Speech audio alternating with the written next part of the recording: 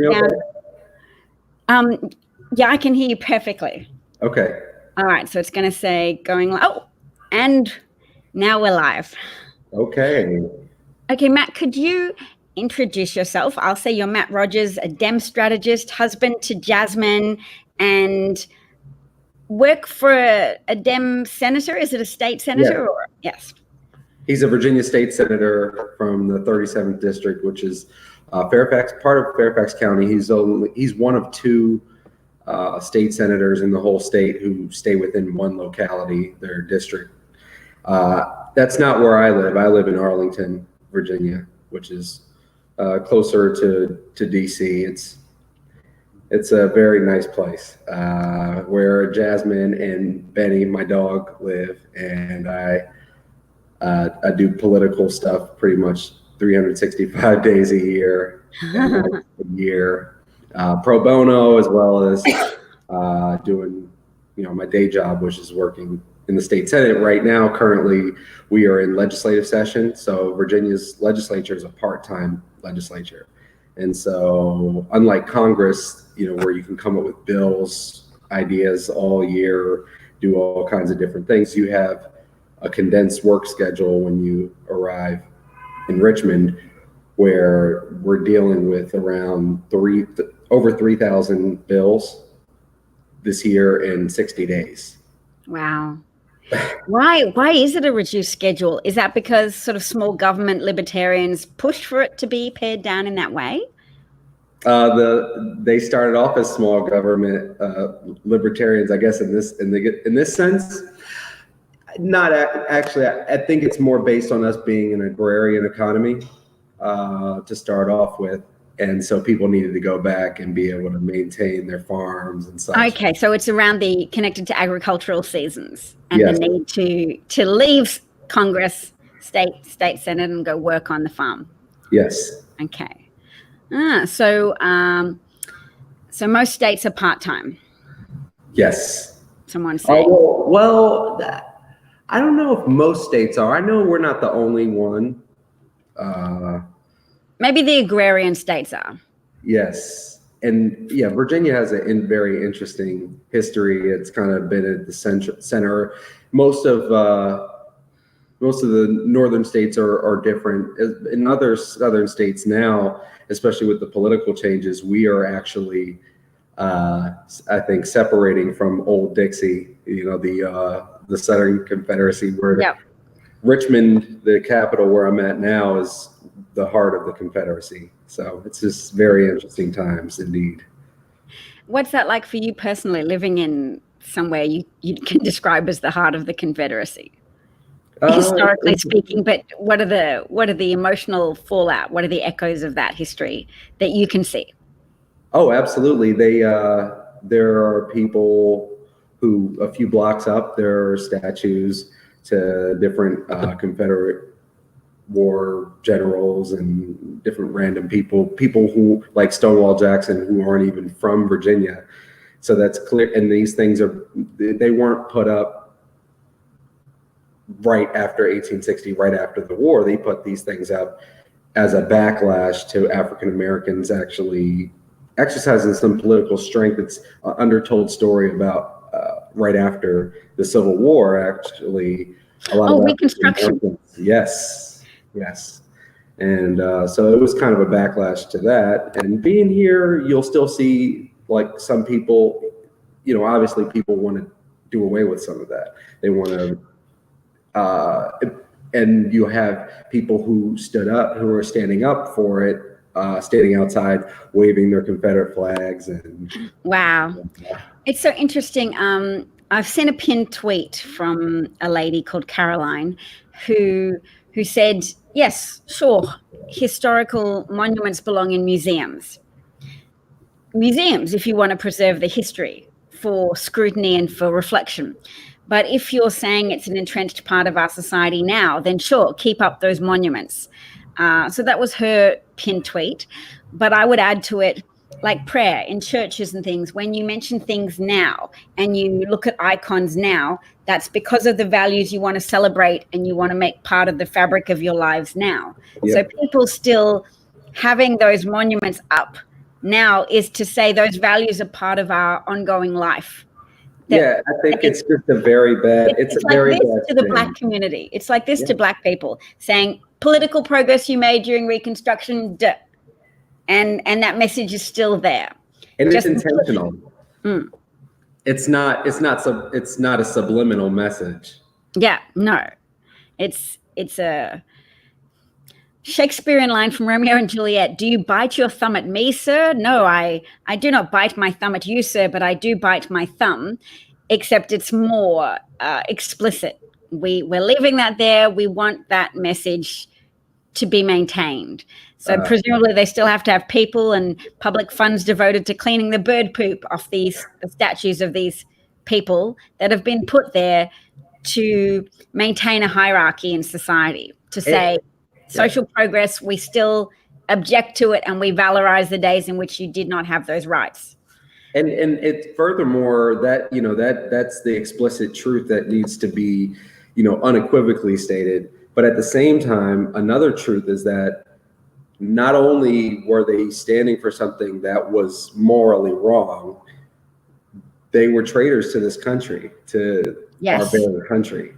Yes, you have a union and you were supposed to subjugate some state interest to the interests of a more perfect union and living in harmony and cooperation. And they were like, we would rather sabotage cooperation. We would rather sabotage the United States so that we can pursue slavery, or we can maintain our slaves and our slave-holding economy.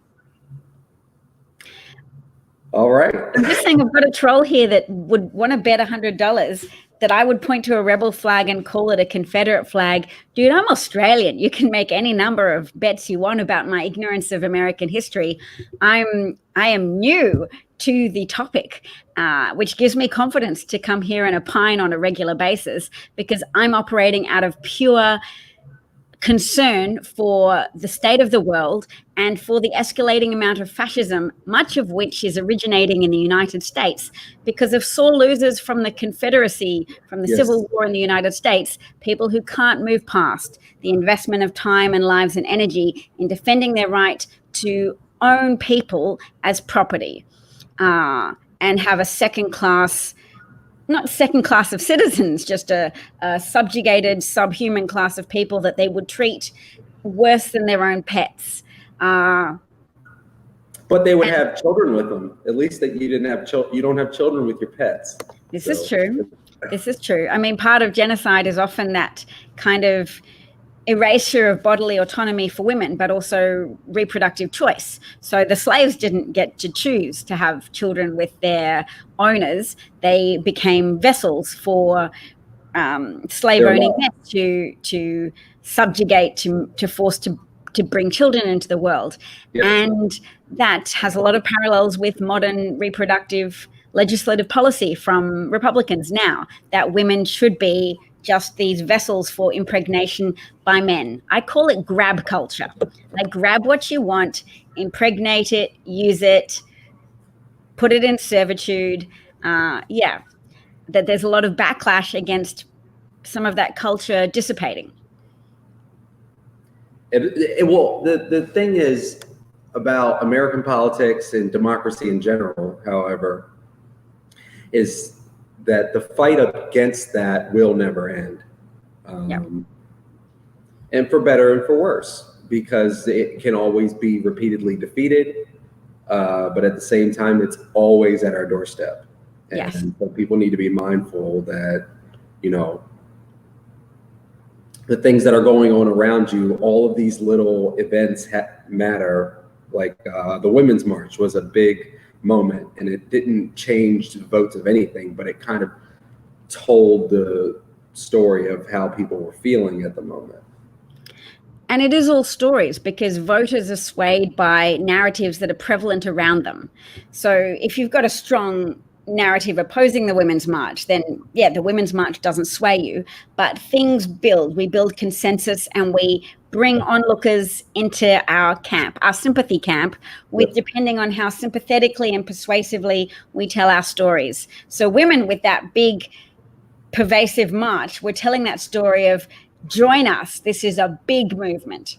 If you're looking for something where there's consensus, this is a lot of women telling you, we don't like what's happening. It doesn't support us. Yeah. It's antithetical to our interests to have a pussy grabber in power who thinks wealth and fame gives you the right to grab what you want.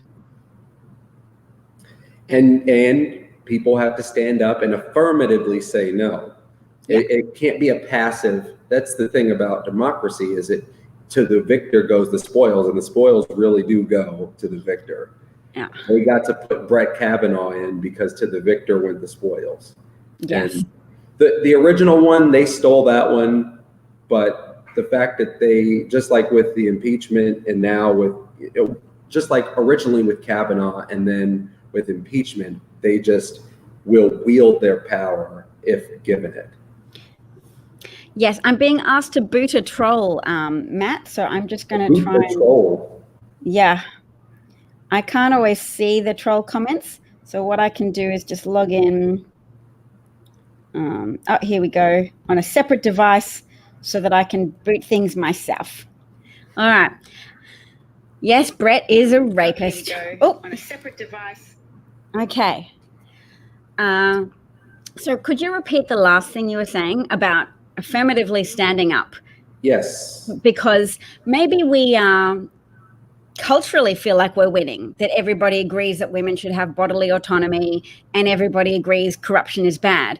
But at the same time, politically, we're still losing because the Electoral College, a sort of slave owner holdout, vestigial legislative limb from when the Constitution was written, has meant that even a minority group with a minority point of view can still be in power and control the rest of us and push forward legislation that impacts on women and people in the US. So we've got this complacency and comfort with the cultural narrative that we're winning, that people feel more progressive, people feel more tolerant and inclusive of diversity and gender diversity. But legislatively, we're on the brink of a cliff because of what the Electoral College facilitated. I don't think democracy could.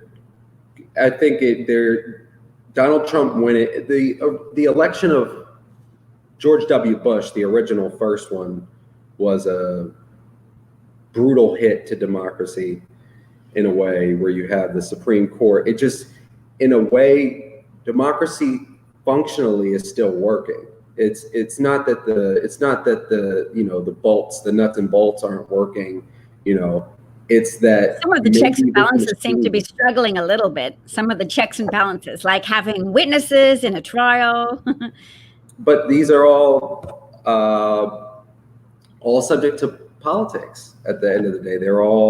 That's why the affirmatively standing up and actually saying what you are for, like what you need, and not just, answering a poll question or showing up to a march or sending a tweet, but actually voting and actually sending $5 to a candidate that you really want to see win, who affirmatively stands for things that you believe in. So you mean going beyond Twitter outrage to more of a participatory democracy where we shake off the complacency of, I'll stay home, my vote doesn't matter that much, to making sure everybody knows they have to go out to vote? It's absolutely not a question. And our voter participation numbers are abysmal and embarrassing for a country that calls itself a democracy. When you have, in a presidential year, folks are saying this is a good, quote, good turnout, when you have 65% of people voting. That's still, the consent is not fully given to be governed. So you're always going to have people who aren't exactly satisfied with their level of representation, because it's a lot of forced representation, but at the same time, you've affirmatively, to repeat the phrase, you've affirmatively didn't go and vote. So don't beat yourself too much up about that. I want to say to Americans, just because Australia has compulsory voting, you get a fine if you don't vote. So we don't have that problem. We have pretty much full engagement, but we have Rupert Murdoch, the owner of Fox News, dominating our media, which means a lot of the American public is captive. So you guys are captive to a minority of Fox News voters to a degree because of the Electoral College system overturning the outcome of the popular vote. Like 40% of federal elections have this upending of the outcome of the popular vote. So you're oppressed by the minority 40% of the time. In Australia, we're oppressed by a slim majority because 70% of the media, the print media, is owned by Rupert Murdoch. And you know what he does to Fox News?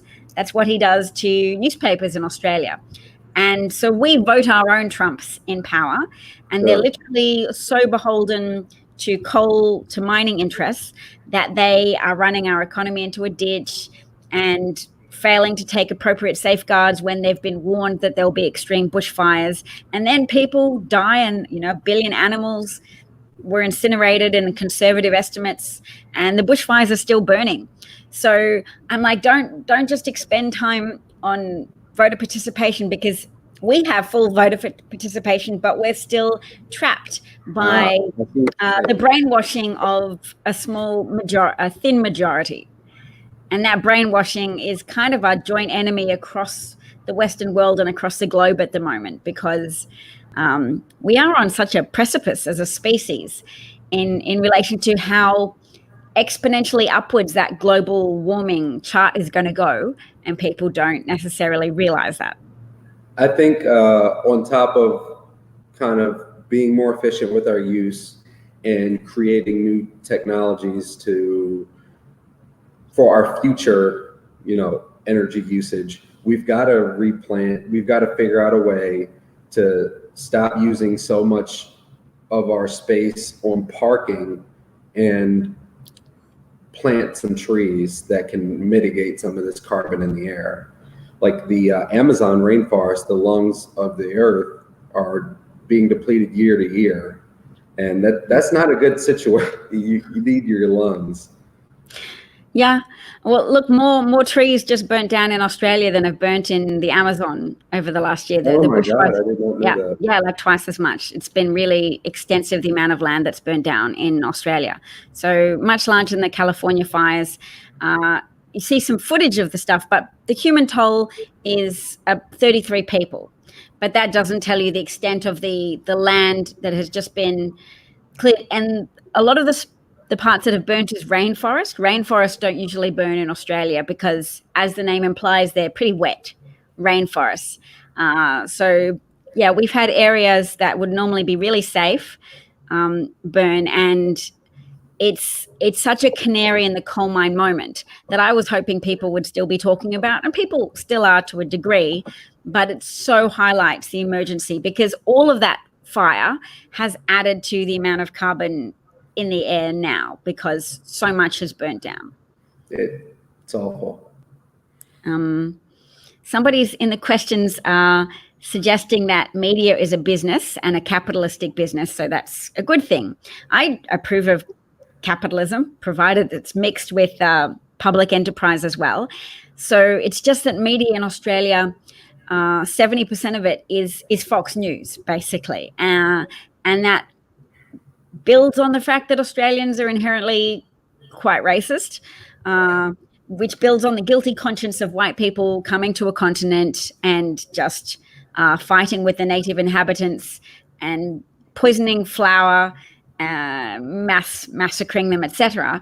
And they're kind of rationalizations that people sometimes go through, rather than, you know, it feels like too much emotionally for them to take on our history as colonialists, or white history. I mean, Aboriginal history in Australia is 60,000 years, apparently, of continuous occupancy of a fairly dry continent and country.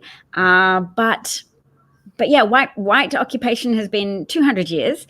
And yeah, that's our collective history now. We all live here, Aboriginal people and white people. But that guilty conscience can make people very racist in a very self-justifying kind of way. Like, we did nothing wrong, or move past it, forget about it. And why did I bring this up? Oh yeah, because when you have Fox News essentially running all of the newspapers are full of this Aboriginal person committed a crime and this migrant person committed a crime, and we should lock up asylum seekers. So I know in the US, you've got children who've been separated from their families, but also just this mass imprisonment of asylum seekers, and now mass detention of asylum seekers in tents just outside the US border in Mexico. Australia has been leading the way there. We've sort of been showing the world what you can do when the public just put up with mass imprisonment of people who haven't committed a crime. Yep. Who haven't been found guilty in any court of law, who haven't had legal representation. People are going on now for 7 years that they've been locked up in essentially prison facilities. Human rights abuses. Yeah, human rights abuses, except they are allowed phones, because one lawyer went to court to say, well, these people aren't criminals. They should be at least allowed to have personal phones that they can use. And so they've had phones for a few of those years. Enormous public burden. Why are you imprisoning people? Why can't they go to work and get their own phones? And the public was told that it was necessary to detain the invasion. So you'll be familiar with that from caravans. Yeah.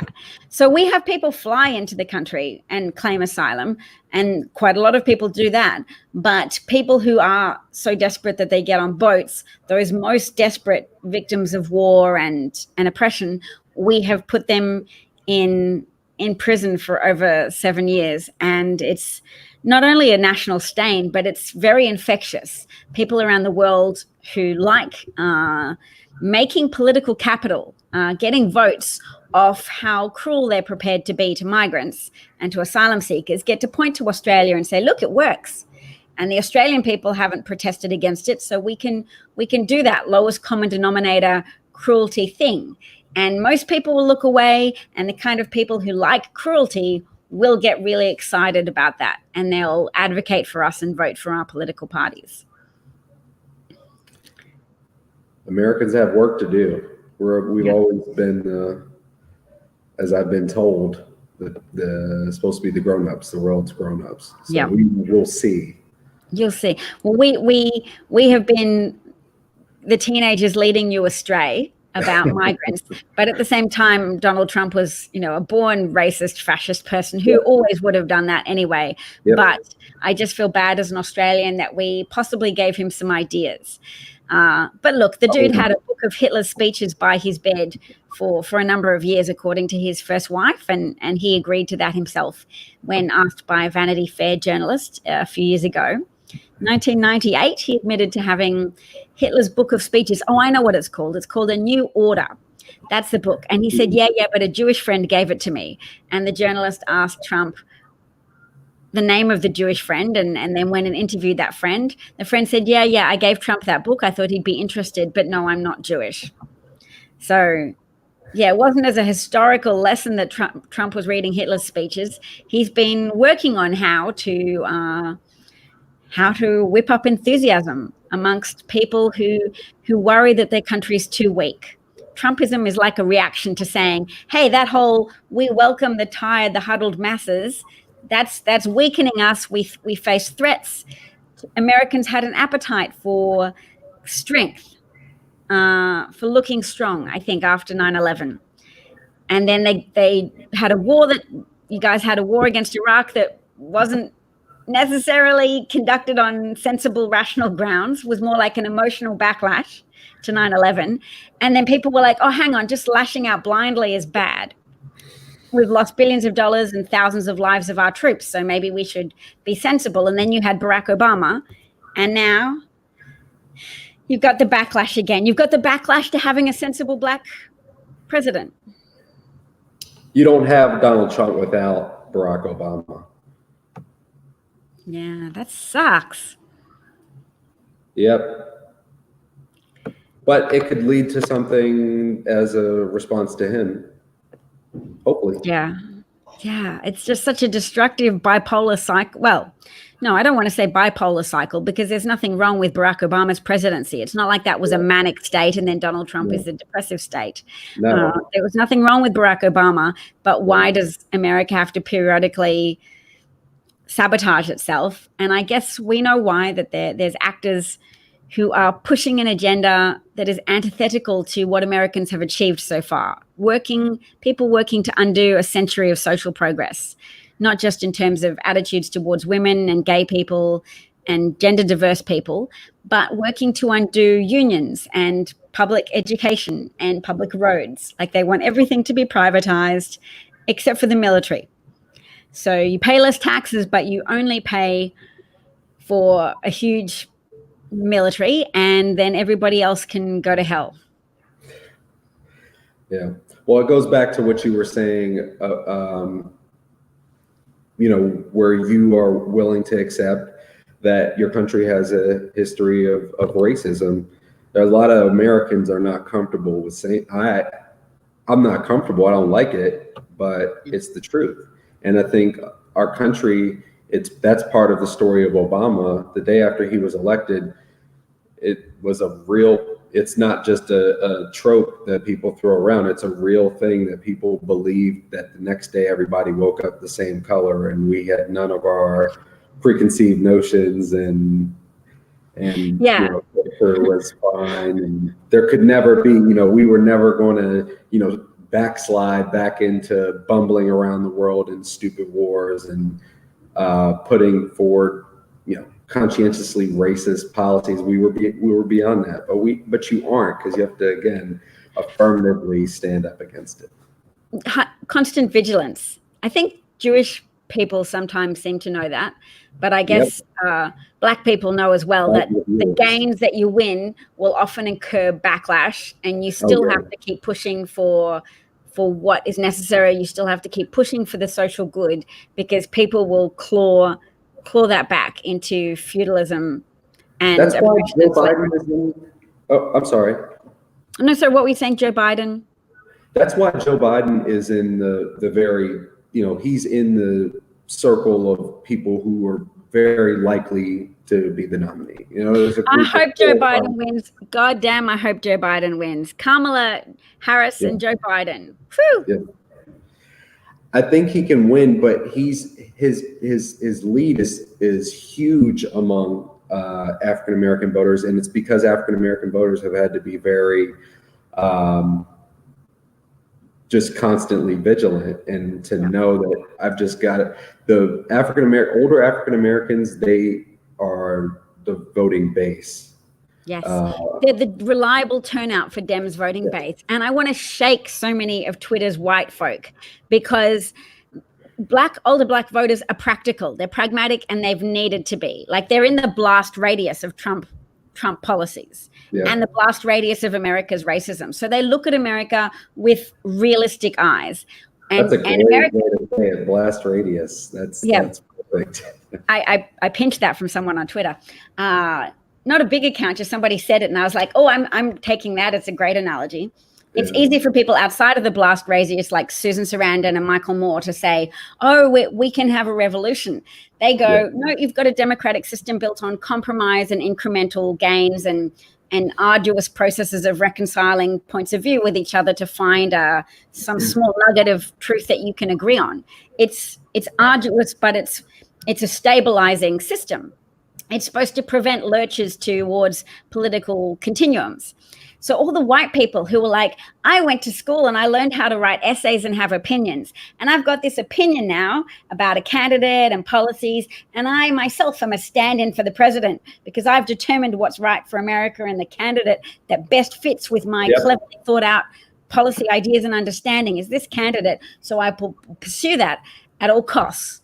And they're not standing back and looking at America and going, what is America capable of? What are the American voters collectively capable of? What does our electoral college system permit?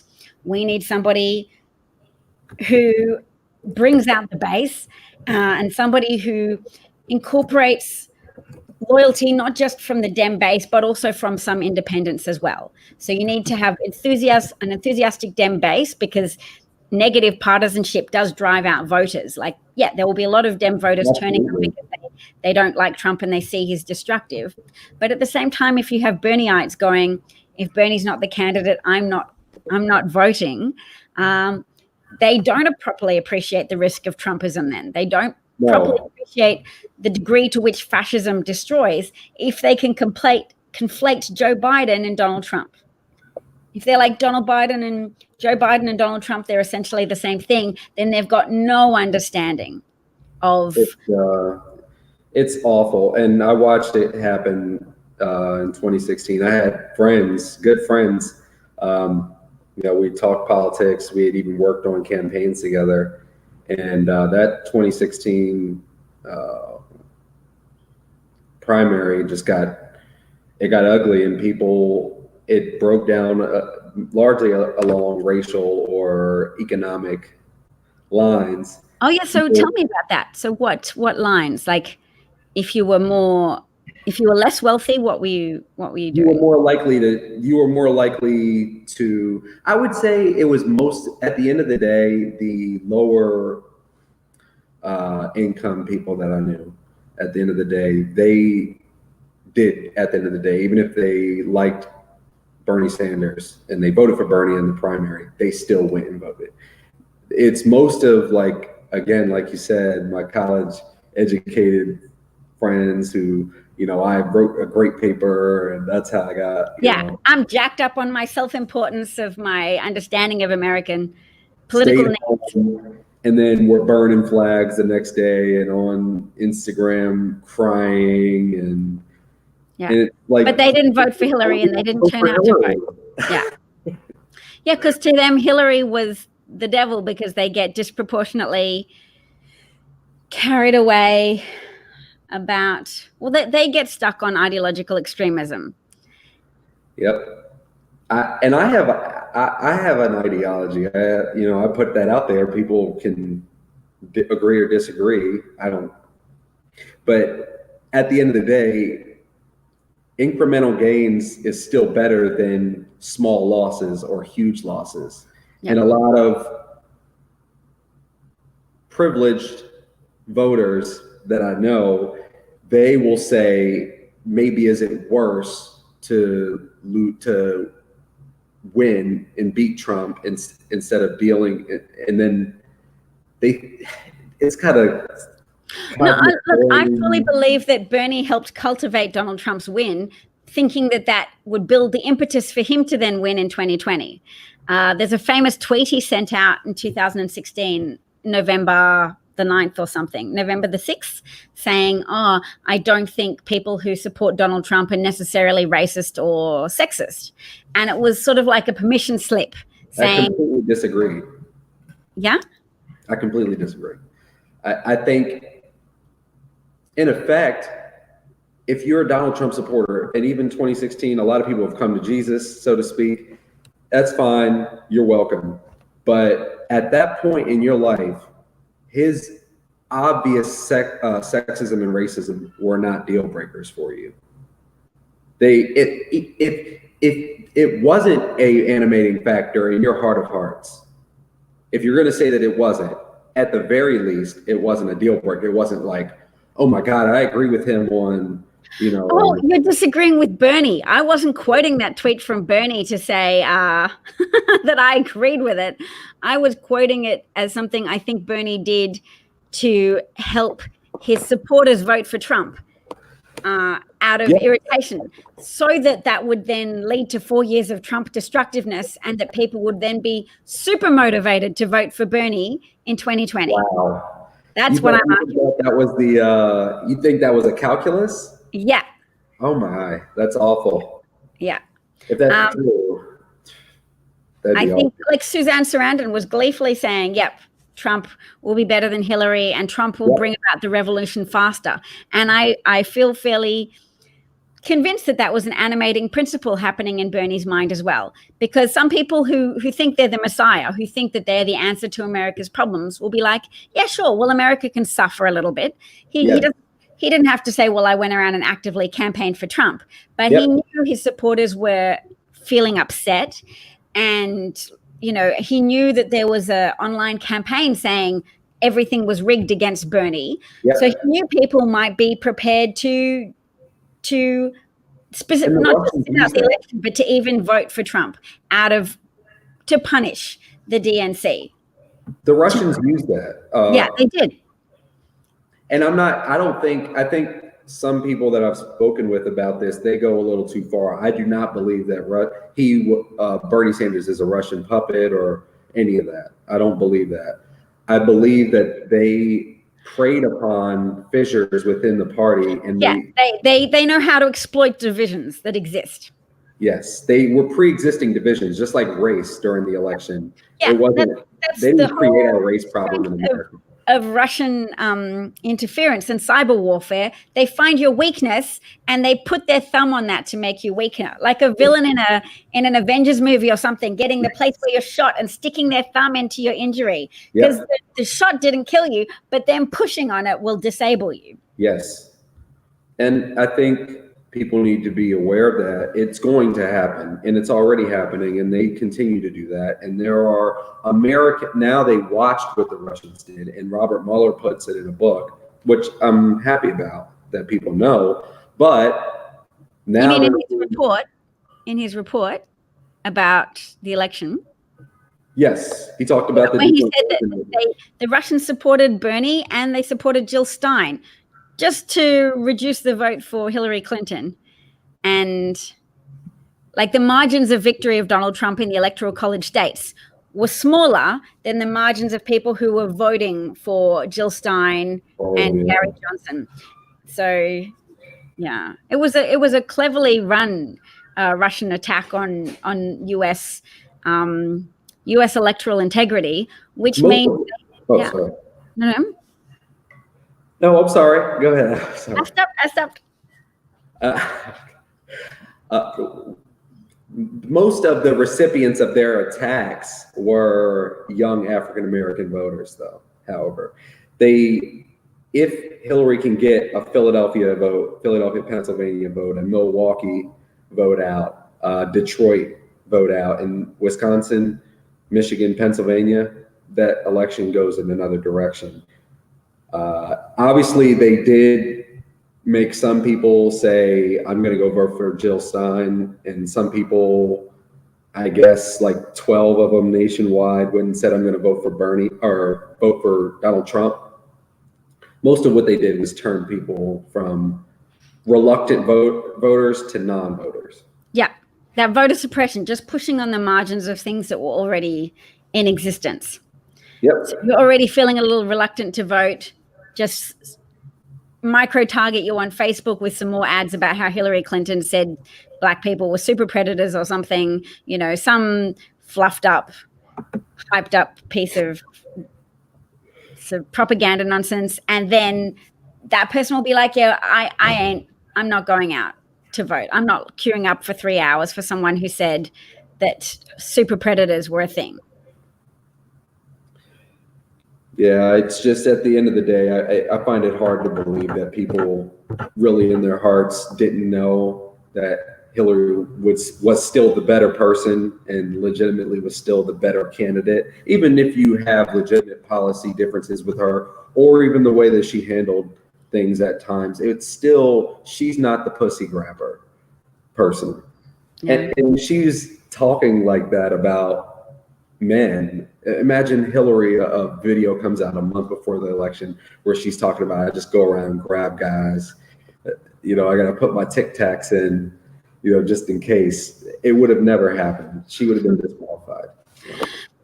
I want to go back to what you were saying before about your friends, your essay writing friends who I'm going to say are probably jumped up in their self-importance and aren't looking at what black voting preferences could tell them about the chances of candidates nationwide, because you need all the votes you can get, because it's still like a deathly fight. You can win the popular vote against Trump, but still lose the Electoral College and consequently the election through a variety of pathways.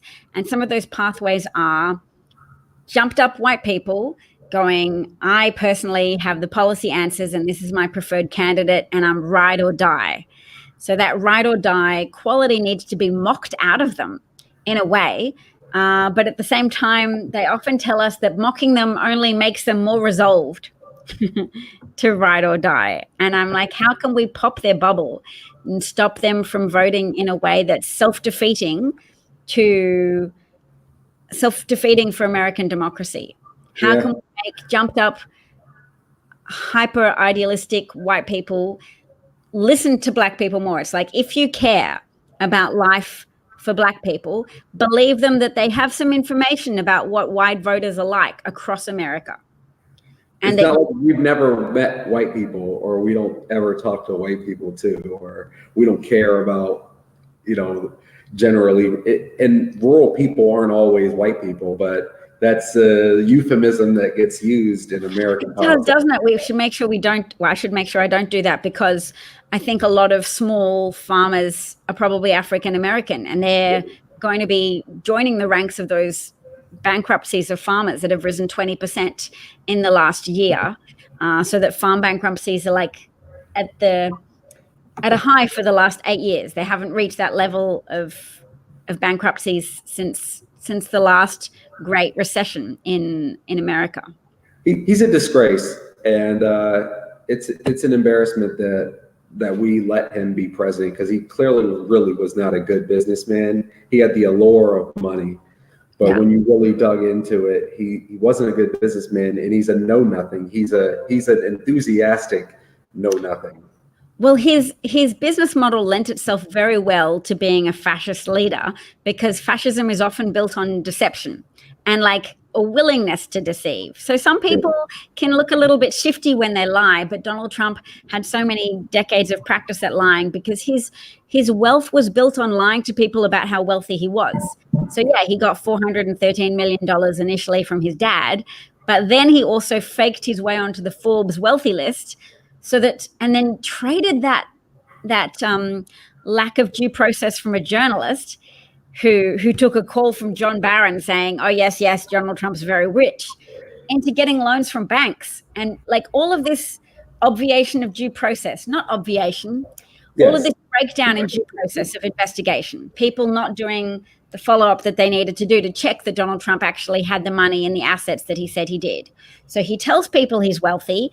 He tells journalists he's wealthy, they publish it. Then he says to banks, look, I'm on the Forbes wealthy list. Of course, you've got to give me a loan. And they do. Yep. And then he gets investment from people who go, okay, yep, Donald Trump's really wealthy. I've seen it in Forbes magazine. And he takes that investment money and pretends that's income generated by his business. And it's like, no, only if your business is a snake oil salesman selling a product of Trump wealth. See, if you believe in this, you too will have the magic of Trump wealth in this bottle. And he developed his tactics of getting journalists fired if they reported on how much he was in the red, how much Donald Trump owed, how much in debt he was, how likely it was that his balance sheet was less than zero, significantly less than zero. I've got a clip that I might be able to show of Ivanka Trump in a documentary years ago about wealthy kids. And she said, we passed a homeless man in the street, and my father looked at me and said, that man is $8 billion wealthier than me. Oh, yes, I saw that. Absolutely. Yeah. So it's quite likely that he's been $8 billion in debt. And Trevor Noah said something funny about that, which was that you have a president who's such a good businessman, he can almost turn a profit on a casino. The Taj Mahal, I grew up outside of Philadelphia, so my dad always told me that he was a fake businessman. This is in the late 90s, early 2000s. He's like, that guy bankrupted the Taj Mahal. Don't trust it takes a pretty terrible businessman to be able to bankrupt two casinos. But I think he built the Taj Mahal and another casino next to it. So he bankrupted himself by outcompeting his own business with another business of his own. So he's got no common business sense. He's just very practiced at lying about his business, because his business is essentially taking money from people who believe he's wealthy and then pointing to it like he's generated value. And it's like, no, the only money you generate is attracting money and investment from suckers, from banks being suckers, from small investors being suckers, and then never paying your creditors and never paying your tax. Profit. That's a business model. Man, I need to make that into a meme of Donald Trump's business model, actually. Yeah. We need to have a little flow chart, lie to Forbes, use that to lie to banks, use that to lie to investors, take money, never pay it back, default on all of your loans, profit. King of debt. It's an interesting, it's also corporate socialism, because the public wears a lot of that in terms of not getting tax money. So banks and this big businessmen are sharing money back and forwards between themselves, but there's never any cut given to the economy. I mean, to the federal government, as legally there should be, because they're just circumventing and just doing illegal things and not being held accountable for it. Just proving to us all that white collar crime in America is incredibly under investigated and under enforced. And then they don't have to pay that share to taxpayers. So taxpayers massively lose out. And instead, Trump has private profits, so he gets the money, but the risk is socialized. So the public wears the cost of all of his losses because he doesn't have to pay tax, and he goes, oh, I lost money. All of my businesses failed. No taxes for me. Like somebody said he hadn't paid tax for decades. Well, and that's a fundamental policy. I think this is an international failure in people understanding public policy, but tax incentives and write-offs and non-progressive tax rates, that's government spending in my eyes, and in budget. Yes. If you're looking at state budgets or federal budgets, every dollar you're spending to prop up Donald Trump's failing businesses, these are hundreds of millions of dollars. This guy is claiming he's leveraging the hell out of banks, saying he's broke, telling them the truth.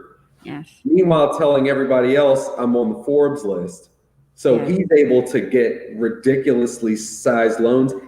And submitting false bank applications, like when he tried to buy the NFL Buffalo Bills. Yes. It's ridiculous. So I don't think anybody, again, back to the primary thing where I don't believe that people that voted for him are racist. Yeah. To the degree that it is not, oh my God, it is like a visceral revulsion. If you understand what American racism has been to people, you should feel revolted by it. And a lot of people didn't. It was a check on our country to find out how many people were okay with this. Yes. Yes. I saw a clip from The Office, the American version of The Office, in which a black man has a heart attack, and Steve Carell's character is like shaking him, saying, you can't die. A black man is president. Like, everything's fine. Don't leave this paradise. Don't go towards the light. Stay here on this earthly paradise where a black man is president, so no problems exist. Come back to this heaven on earth we have created here, free from racism. So yes, we now know that there's a lot more passive racism, and how significant this is, that racism isn't being able to not wanting to shake the hand of a black person. Donald Trump can shake the hand of a black person. He's not revolted by their skin color. He is quietly confident that he occupies a higher place in the social hierarchy than they are at a collective level. He has group confidence, or a group sense of superiority, and that makes Americans okay with there being disadvantage that perpetuates from generation to generation, and they don't want anything to be done about it because they're okay with it. It's an opportunity. While it's maddening and scary many times, it's also a real time. He's taken us through a walkthrough of our judicial system, how that works, how impeachment works, bringing public consciousness, and as well as voting.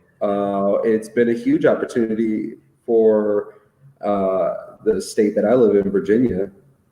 We had a governor's election, state house election that very next year. It was a gut check for the party here, for people. And it's not only just that the party kind of just leveled off and things are still steadily going better.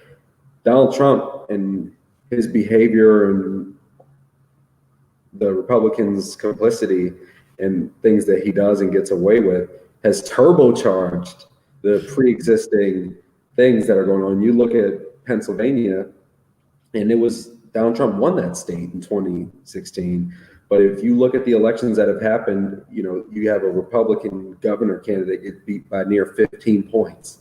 You got the suburban pussy hat wearing moms that that are showing up to knock on random people's doors on Saturday. So it's scary and awful, and he should have never been president, and it's an embarrassment, but it's also an opportunity at the same time. He's galvanized a lot of white women in the suburbs. Yes. And maybe we're talking a little bit more now about racism. We need to make the concept of racism palatable to admit to. So it takes people like me who might maybe get some kind of emotional high from going, oh, I've learned something. I'm going to be less, I've stood back and seen too much racism happen. Instead of just being woke and denouncing other races, I should also be doing more work to maybe point out my own complicity and passivity in not being more outraged about things that were happening in my country as well as the US. Not just to go, oh, how dare police officers kill unarmed Black people, but also how dare I never care that there is such systemic disadvantage for Aboriginal people in my country.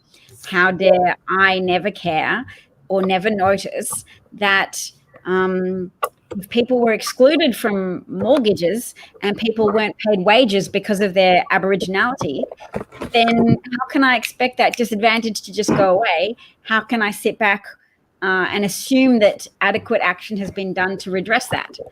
I think larger, and these themes you're talking about are they're transferable to the same themes of what's going on, what happens in America. And that's why I'm talking about it to you. Yeah. So I think larger, the thing I would say to white folks, and the funny thing is that I am, my mom is Caucasian and my name's Matt Rogers, and and a lot of my family are Caucasian. But what I would say to Caucasians is racism is so insidious because it interacts with us all the time, but we don't know it because these are small little things that people are being taught over the course of their lives. So a lot of people aren't like, yeah, I'm doing some racist stuff right now. Like, yeah, I disrespect that Black guy. Like, that's how I want to act right now. But you're taught certain things around certain people that's why I say the people who voted for Donald Trump are racist. I'm not saying they're Ku Klux Klan and like knowingly, but their behavior, their kind of central way that they look at this is skewed. It's not right. Maybe we need to come up with some new terminology. Yes. Because racism sounds a bit morally self-righteous sometimes. Yes. And I think Black people should be allowed to use that term to denounce things that are clearly wrong, but we need some more milder words for white people to describe their behavior, their own behavior, when they're doing things that are more insidious, like not overtly aggressive or hostile, but just insidious things, so that we can show people there's a continuum. You don't have to say, yes, I admit to being in the Ku Klux Klan. If you just want to say, yes, there was room for me to do better in how I engage with the history of America. It at the same time, if you engage with it on it could easily be understood as being morally self-righteous. So that is the right way to think about it. But at the same time, if you don't use stark terms to describe what is happening to people and through people and people, because you kind of, when you do something that offends someone else, at least me and people, who give a damn about other people's feelings. You find out later that you did something, like a random African. You may not know, if you're not from the African American like cultural heritage, that Black women don't like their hair being touched, and like a lot of times people will do it and not realize. So it's saying like I did some racist stuff. It is like, damn, it's kind of like a stab, but you have to use stark terminology because that's how it goes. Hitler. Yeah, so we keep the stark terminology, but I want to add to that tool bucket so that we have ways of helping people accept that maybe their education has been limited. That maybe the Texan history books didn't acquaint them with the racism of the Reconstruction period, of the backlash of the various little minor civil wars that were fought during Reconstruction, when white people just literally went around shooting Black people for voting. So that's not enslaving people. I think some people know that lynching occurred for voting. I thought in Australia, and I knew very little American history, I thought lynching was just something like vigilantes chasing people who'd been accused of crimes and extrajudicially murdering them before the case could come to trial. But it turns out, no, that's not it. That's a portion of it, but there's also just a lot of murders that occurred because Black people had the audacity to vote and to exercise power in the system of fledgling democracy, or the democracy that America had at that point. We've always, and that's why we still have this vestige. And I'm going to have to leave in a minute, but I wanted to make this point about that's why we still have these remnants, like you spoke of with the Electoral College earlier. And there's always that, like I was saying, you have the opportunity and also the fear, because in America, they set that always competing interest from the very beginning. That's how they made the compromise. They created the Electoral College. They created the 4/5 compromise, so that 3 out of every 5 slaves you owned could count towards the population tally that then led to the calculations for how many representatives your state got in the House of Representatives. And also how many votes you get in the Electoral College system, your state. Yeah, and then the U.S. Senate is fundamentally it wants to buck the trend of popular sentiment. It kind of fundamentally entrenches power. You get a 6-year in the agrarian states, because the agrarian states are less populous, because you have to have more land that you just use for land. You don't have land that people move to and build houses on. You have land devoted to farming area. So it entrenches racism, because farming areas in America were, traditionally speaking, worked on by slaves.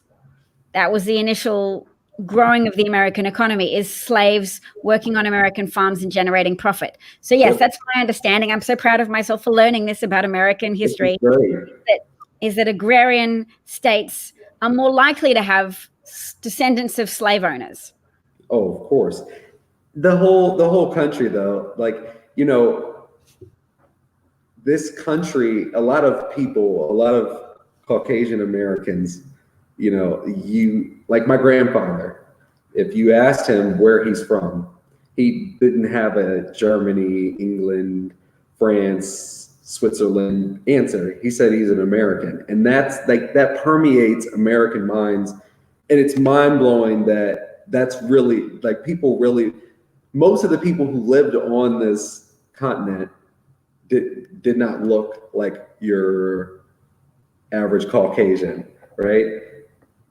So I forget how I got there, but it's just fascinating. I was saying that agrarian senators, or senators from agrarian states, farming dominant states, have a disproportionate influence, because the number of people who live in that state. There's less people who live in rural farming states, but they still have the same senators as states like California, with 1 million more people. But at the same time, people from farming states represent people who are not only less people with all this power, but people who are more likely to be from a racist background where they benefited from the hierarchy of society, of having white people get profit, black people do labor. It entrenches that power. It's the constant struggle, and it can only be overcome by consistent activism and fervent. You can't do it for 2 years or a year or 6 months or one election. This, especially to make the kind of political revolution that folks like to talk about. This ain't no one election kind of thing. You elect a Warren, you elect a Bernie. That's great, but Congress writes the bills, and there aren't 50 votes right now for a lot of stuff. So it's a consistent. You've got to also get members of Congress elected. You've got to get senators and legislatures. The dangers of complacency. So Democrats, people on the left, have gotten more excited about presidential races, and they've let Republicans come in and hoover up too much of the governorships and the local races and everything. Just too much. So we have to maintain that vigilance so that we don't just care about and invest time in presidential elections, but we advocate for people to be activists locally and during all of the elections, all of them. Never let your guard up. Now we know how vulture capitalism works, and that there are people out there advocating for corporate socialism at the same time as they want to take your social security away. They want all the subsidies and all the risk. They want pillows for all of the risks that they take at a corporate level. This is awesome. You're well versed in American policy. I've been obsessed with it for 2 years now because I'm Jewish, and my great grandparents were murdered in the ovens of Belzec.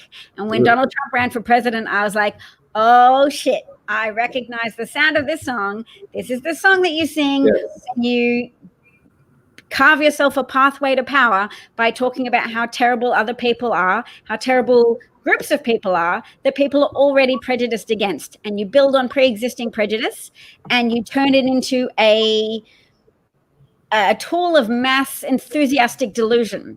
And you get shared omnipotence because the people who follow you start to go, yeah, we're so powerful because we can be cruel. We can do anything we like. He says the truth.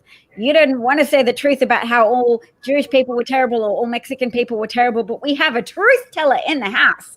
And those people become irrational. Then they don't look at evidence. They don't notice corruption or incompetence or malfeasance because they are drunk on the power of cruelty. And that makes them feel unleashed.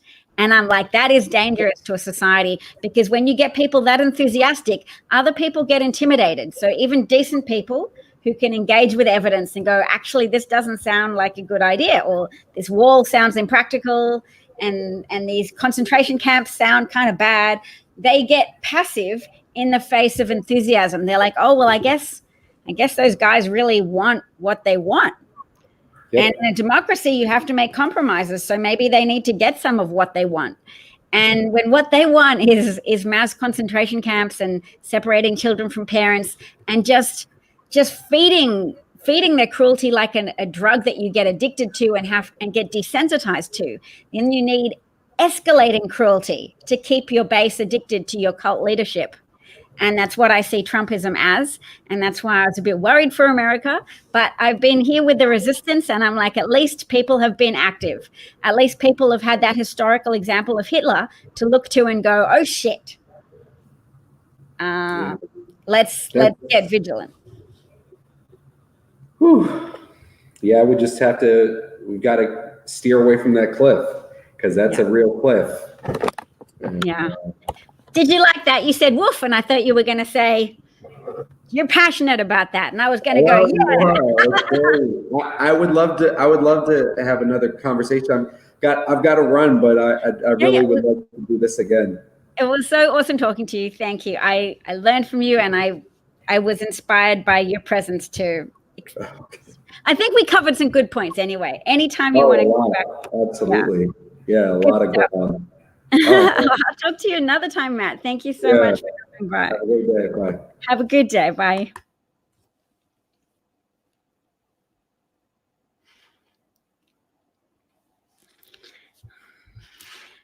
Oh, I'm still here. Hello. It was so lovely of Matt to drop in, and so nice. I feel a bit bad that I brought my ego into it at the end there when I was like, oh, was I going to get a compliment from about my analogy between American fascism and Trump fascism? But at the same time, this is not a compliment fishing expedition, and I already got my compliments that I'd learnt a lot about American politics, because I have been so focused on this for night and day for nearly 2 years now. He was an excellent guest, wasn't he? I better write a thank you note to Matt. That there is a lost art to thank you notes that I will try and bring back in my family. I made that resolution from looking at the website of a psychologist which I hate visited, because she's a bitch who was being rude about Greta Thunberg in the news, and she was appearing on Murdoch talk shows to say that she thought Greta was misguided and that her anxiety was misplaced, and she was only looking at one side. Yes, one side of climate change being the side that says we're all ignoring a problem that is literally writing our death certificate for sooner rather than later.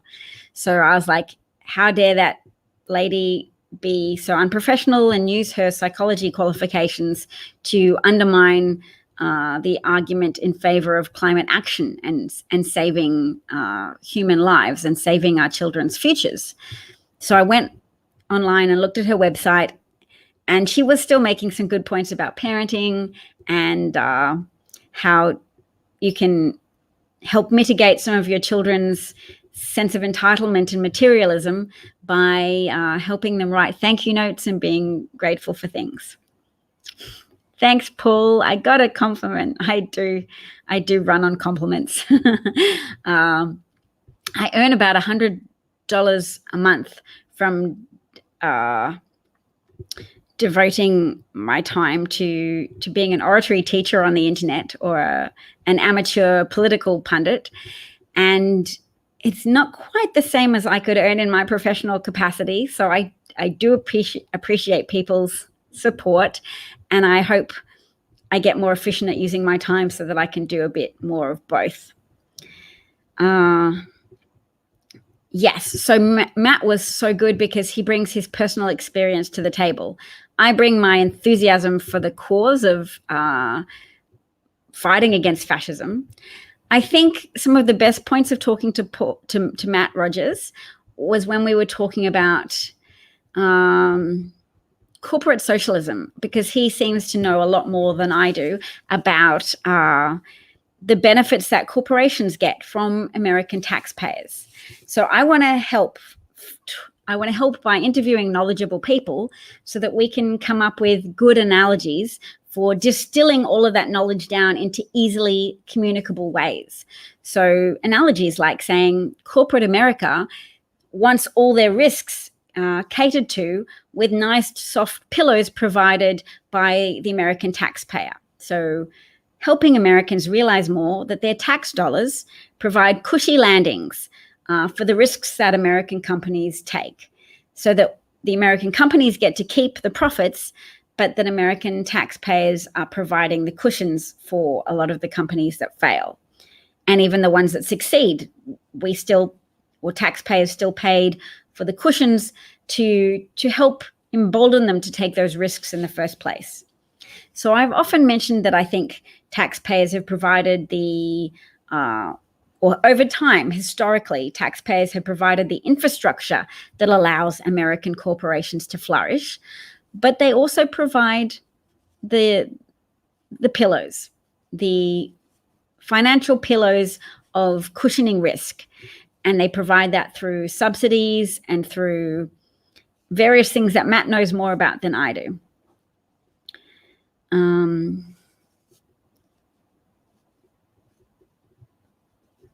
Yes, I have a troll who's claiming that Trump isn't fascist, and that's okay.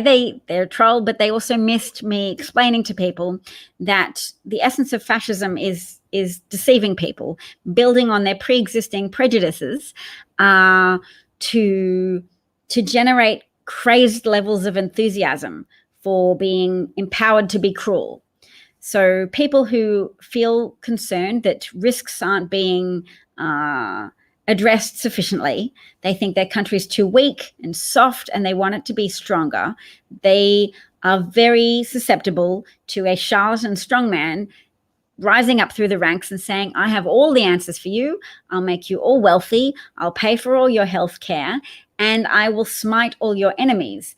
And people were too weak to call out your true enemies. Your true enemies are all those terrible Mexicans. That's right. You don't like them, do you? I'm prepared to say it what it is. All of those truths that you wanted to be articulated, all of those fears you had in your dark little hearts that you wanted to be validated, I will say the dark parts out loud for you. And then you will feel emboldened and almost ennobled. Trump will make your vicious, racist hearts feel noble and patriotic, because he'll tell you that this racism is to strengthen your country. He will demonize, he'll say negative things about all Mexican immigrants to whip you up into a fervor fantasy of unleashed cruelty, so that you can cheer on the separation of children from their parents. You can cheer on the forcible orphaning of people who've already survived gang violence and oppression in their own countries, who have traveled for thousands of miles to seek security. And you will then, as a Trump supporter, cheer that purposeful policy devised by Trump officials to treat all asylum-seeking migrants at the border as criminals that have to have their children not only taken from them, because Trump supporters often make the point that if you commit a crime, you go to jail and you don't see your children every day anymore. But Trump and Trumpism and US officials carrying out this policy imprisoned the children.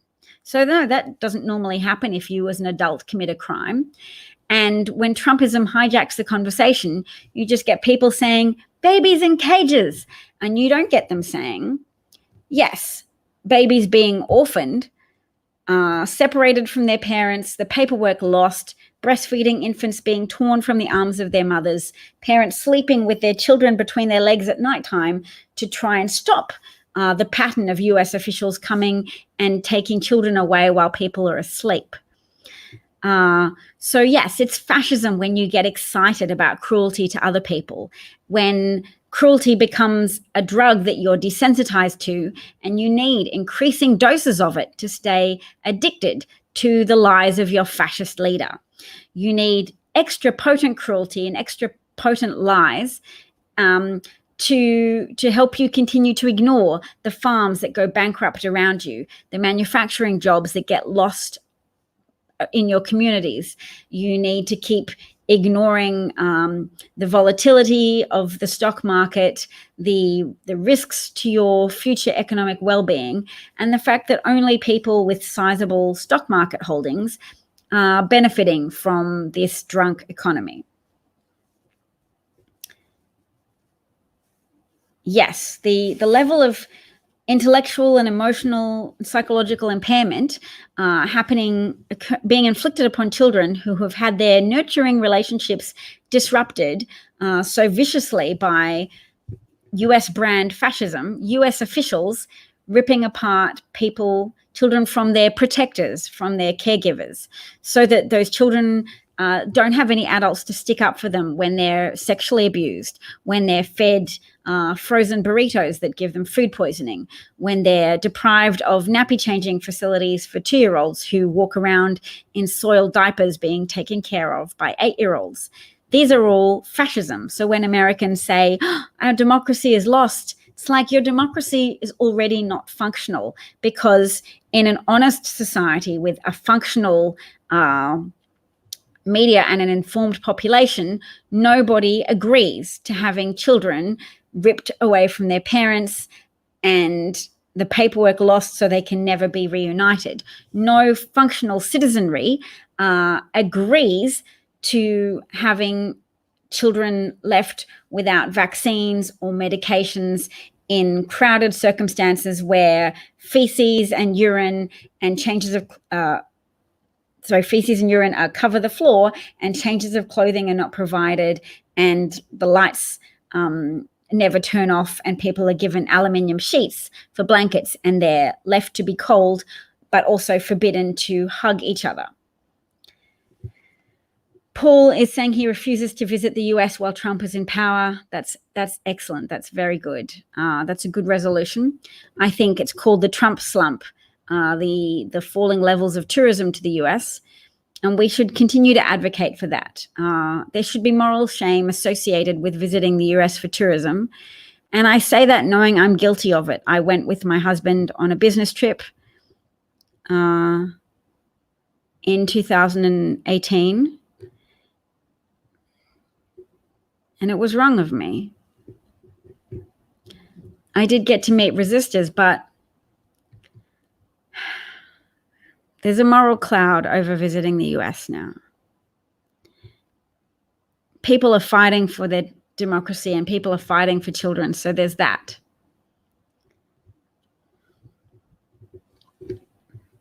I'm just going to check my messages for a second. Oh, poor Matt, he needed to order dinner. I hope he wasn't too hungry. I will say thank you. I just saw a private message. Wow, corona cases have passed 20,000 in China.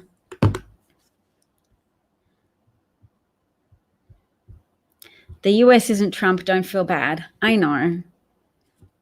It's not Trump.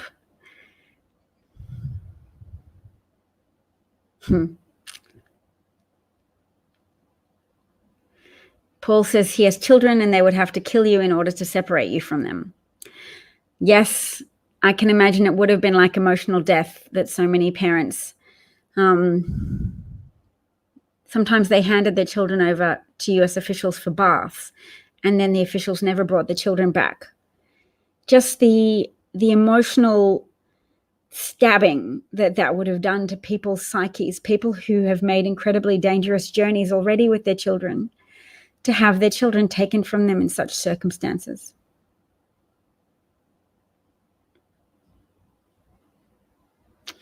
I'm very against the term neolib now because I can see it's been used very destructively amongst liberals. And liberalism is what has civilized the Western world. And yet people have found something they don't like about modernity, stuck the word neo in front of it, and used it to rip apart consensus around liberalism being something worthy of support. So yes, it's good I didn't block the burners because good for them to engage with some information from non-burners. Maybe we'll play again that dialogue from yesterday, an interview with Bernie Sanders in which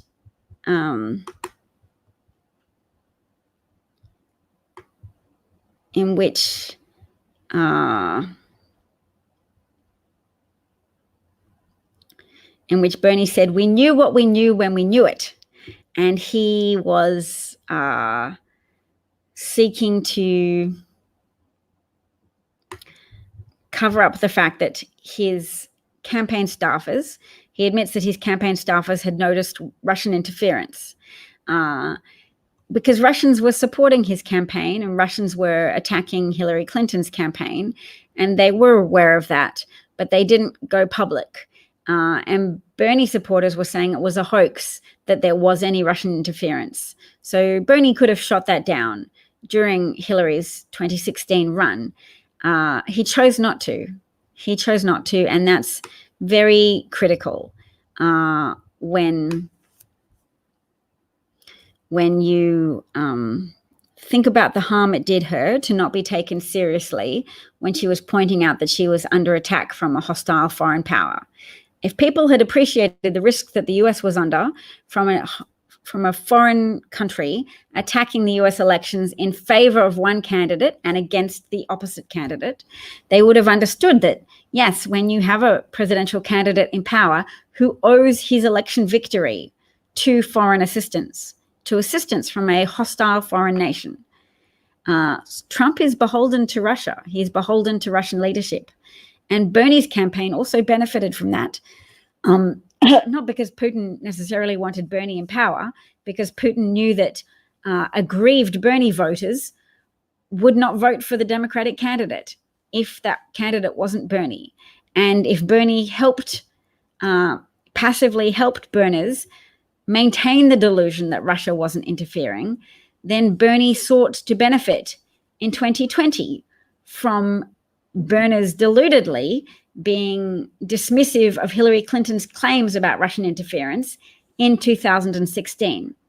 So yes, I fully believe that Bernie understood what Russia was doing and intended to benefit from it down the track when he next had a chance to win a primary campaign.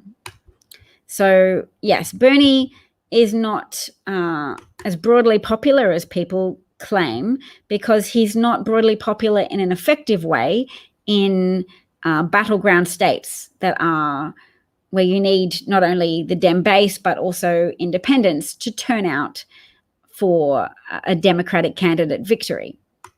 So thank you, Hisenburn, for voting for Hillary. It's good that you did that, and I hope you will also admit that many of your Bernie compatriots did not do that. They either stayed home, some of them actively voted for Trump as well. Yes, Bernie's popular in Iowa, bully for Bernie. You can spin off that enthusiasm and that result, but it's a white majority state, and you need the enthusiasm of Black voters.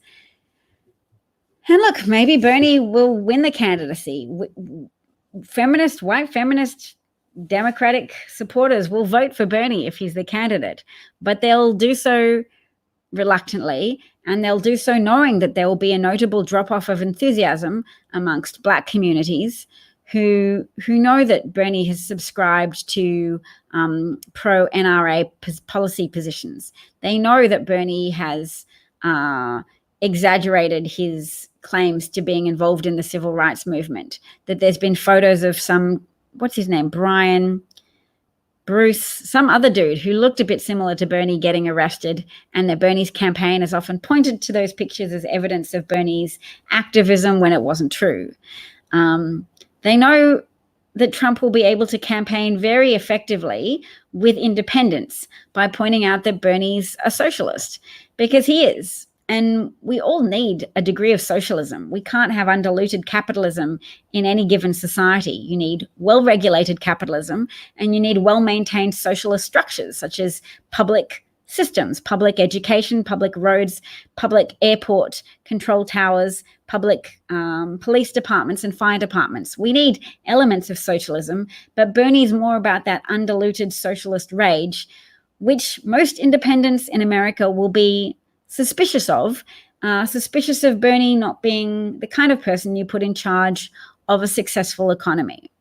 Bernie is just the emotional fallout from white rage in America about, not just white rage exclusively, but rage in America about all of the lurches to the political right that America has made because of two factors: the determination of right-wing people to sabotage modern democracy and modern systems of public infrastructure. They've been very determined to get rid of all public infrastructure so that they can pay taxes for one thing only, the military, and everybody else can go rot, and America's infrastructure can go rot, because those crazy people don't understand the need for publicly maintained and publicly extended infrastructure to develop the economy and to support the population, and that a supported population are a more consuming population, a better economic cogs in the economic engine of America. Now, an undiluted socialist like Bernie isn't trusted by small business owners, isn't trusted by the huge swathe of America that go, we depend upon profit to live. Bernie's the kind of person who sounds hostile to the very concept of profit, even as he profits from book sales, etc. Corporations are a dirty word in Bernie's vocabulary, as is the word billionaires and millionaires. Although now Bernie's a millionaire, he just uses the term billionaires in a derogatory fashion. Hillary was victimized in a historic and unprecedented way from Russian attacks on the American system attacks on the Democratic candidate in order to put a Russian asset in power. So I'm not calling Trump a Russian agent. He doesn't have to know what they're making him do, but they can make him do it because he's to a significant degree beholden to Russia, to Deutsche Bank, which gave him loans that were backed by Kremlin-owned, Putin-controlled state banks. So that's how Trump managed to keep his money supply going, even when American banks knew better than to lend to Trump. Yes, Berners, please explain what neoliberals mean. As far as I can understand it, it's just a term they use to call people who aren't as undilutedly socialist as they are, because they've gotten high on their own supply of idealism about how to fix America, how to undo some of the harm that right-wing people have done to American institutions and American infrastructure. Anywhere where you've got a Republican governor, to a degree, has underfunded public schools and underfunded public systems because Republicans want less public things. Now, Democrats should campaign on wanting public money to be spent efficiently, because efficiency is a word that builds public support, even from small business owners. You say, yep, small business owners, you still need a publicly owned police department. You still need your children to be well educated at public schools. You still need consumers who can read and write, who have been educated through the public school system. Democrats need to talk about how you have to look ahead, but they're often spending so much of their time just fighting off irrational challenges from Republican politicians that they can get away with because the public has been hyped into an irrational fervor, partisan hate-filled fervor against Democrats and pro-Republicans, regardless of the actual consequences of Republican policy versus Democrat policy.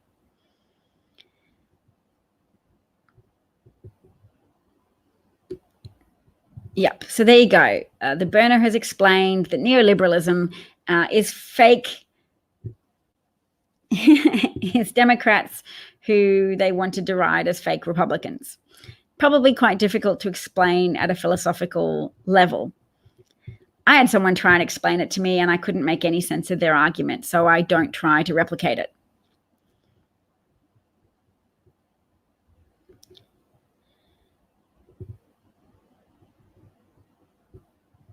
Yeah. Okay. So, anyway, yes, I hoped that Bernie wouldn't win Iowa, but of course it was, to a degree, just a statistical inevitability. He is popular there. And yeah, one has to hope that self-righteous Bernie supporters continue to expose themselves for being the kind of disruptive people who are good at building a cult, a large cult, just like Trump, but they're not good at building a broad consensus. And now the thing is, Trump could win with a fervent cult that he built across battleground states with the help of coordination between his campaign manager and a Kremlin intelligence officer called Konstantin Kilimnik. Trump could make sure his cult was effective where it counted. Bernie can make a cult, but it's not going to be an effective cult where it counts in the Electoral College system. And Russia's not going to necessarily help him because Russia don't need him to be victorious. Russia would prefer Trump be victorious because they already own Trump. I mean, don't throw out your old pet just because you've got a new yappy little pet who likes socialism. The Russians don't really like socialism. The Russians like mafia-led capitalism now. So that's what Trump's doing, and that's what their value system is in line with. Bernie, I'm sure, has some genuine convictions about wanting to do good for people. Like a cult leader who's gone off the rails, though, he enjoys the self-importance and the prestige and the fame and the power that come with being a credible voice to so many on the problems of America.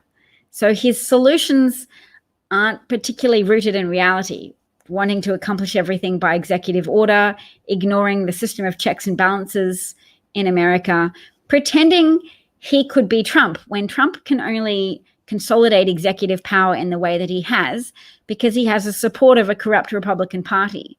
Bernie Sanders does not have the support of a corrupt political party behind him. So, no, his fellow senators don't support him. Yeah, Bernie's a cult leader. He's got a cult of personality. You can see from the people who don't engage with evidence, even from you, His Burner person, who overlooks my points about Bernie literally tweeting a few days before the election to say, I don't believe that Trump supporters are necessarily racist or sexist, which was not a good go out and vote for Hillary, this is the fight of our lives tweet. It was a, look, I'll just close my eyes if you feel like you must vote for Trump. You're not doing anything that would offend me. Don't worry. You have my blessing to vote for Trump if you can read between the lines of this message saying, I don't believe people who vote for Trump are necessarily racist or sexist. So yes, burners don't engage with facts like that in the same way that Trump supporters don't engage with evidence about what Trump has done. They'll just retreat to whataboutism.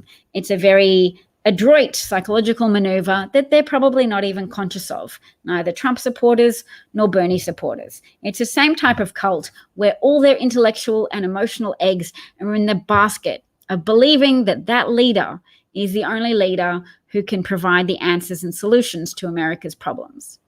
So I believe that Trump supporters are genuine in their belief that only Trump can fix America and that they want what's best for America. It's just that for Trump supporters, their idea of what America is a white dominant Christian society where Christian practices are imposed on the majority of the population, regardless whether or not they're Christian. Just the same way that they want Jews to be dominant in Israel because that's a criteria of the rapture. Yeah. I try not to censor Bernie supporters except when they become annoying. That's why you're still here, Grimmage, even though you've been saying pro-Bernie things for more than an hour. I hope the people voting for Bernie in the primary lose because I think Bernie is a candidate that would precipitate a Trump Electoral College victory. Now, look, Trump is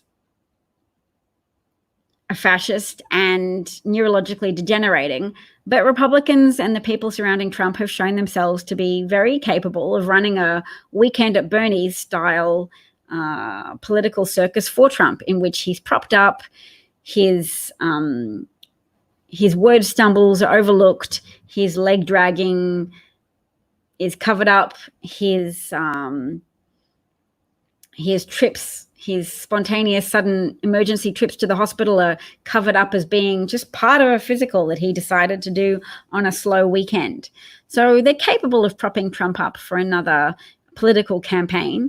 He's their cult figurehead. They need him to accomplish all their Republican goals of further oppressing the American people, further building up the deficit, and then just using that as a justification to rip away the distribution of public money back to the public in the form of social services that people, through social service funds that people have paid into. So yes, I don't think Bernie is on the political continuum in a way that would help in an electoral college election, which this will be. The outcome of the popular vote is overturned in 40% of American presidential elections because of your electoral college system. And that comes into play when there is a more significant divide between rural and urban voters. So at present, that rural-urban divide has been built on and exacerbated by Trump politicking. The GOP have found great ways to harness resentment of the educated, resentment of the elite, and resentment of modern social progressivism, that is to say, changing public standards around gay marriage and tolerance for gender diverse people, etc. So yes, Bernie people are less brain dead than Trump people, but there's still elements of cultism that resonates with people who look at the behavior of both Bernie supporters and Trump supporters. There are Russian plants amongst Trump supporters. There are Russian plants amongst Bernie supporters in online social media accounts.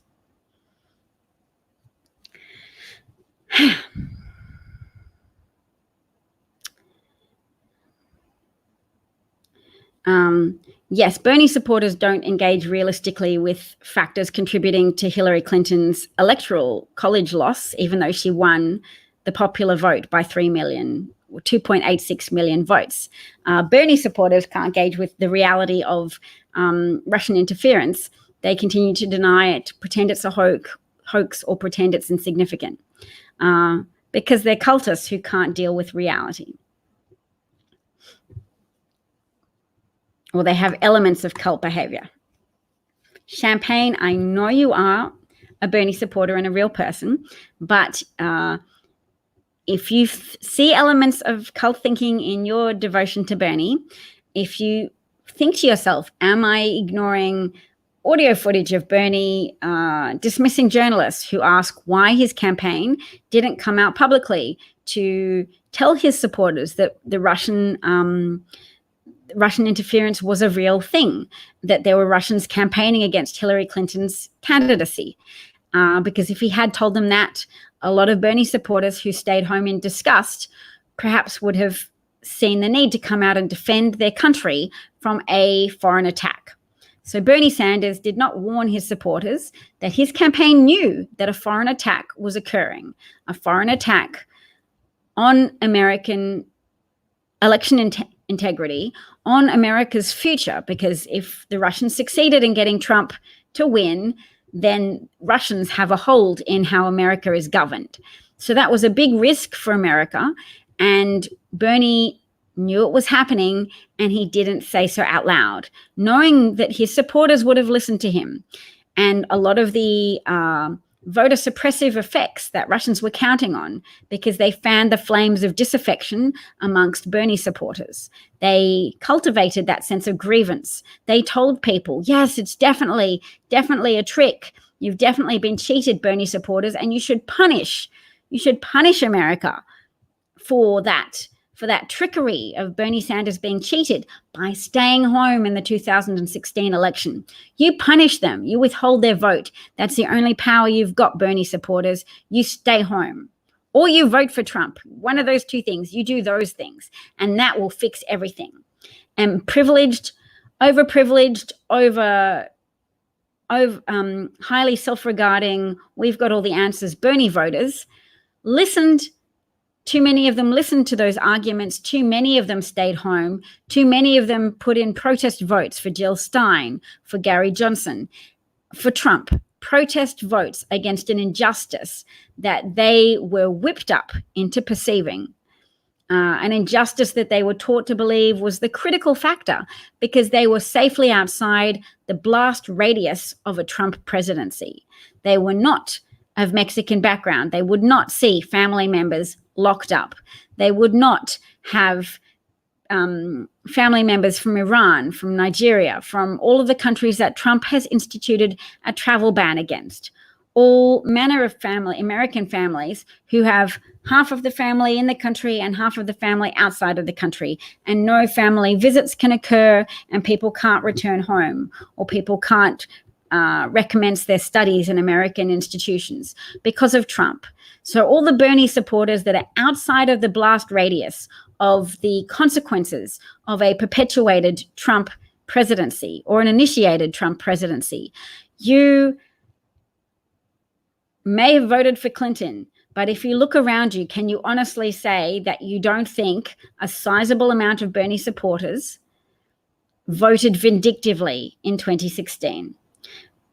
Were not alerted to the danger that their country was in by their leader, that Bernie Sanders did not alert his supporters to the danger that democracy was in, that Bernie Sanders preferred democracy to be in danger in the hope that his supporters would be reinvigorated in 2020, and even invigorated further by Trump's crimes, to say, Bernie is the only antidote to Trumpism. And we won't vote if Bernie's not the candidate. We'll We'll sulk some more about our grievance, about the injustice done to us and our convictions of how to best achieve progress for America. Only our convictions are right. We can't look around us and go, who was the leading Democratic candidate? You could have just asked Joe Biden to care more about universal health care. But instead, you went for someone who has so much dirt in their background that a Republican campaign could use to suppress the independent vote for a Democratic candidate. Yeah, I've seen that claim before. More Hillary voters voted for McCain. That's your white supremacist vote. They're going, whatever, we want white people. And they couldn't bring themselves to vote for a black president, I guess.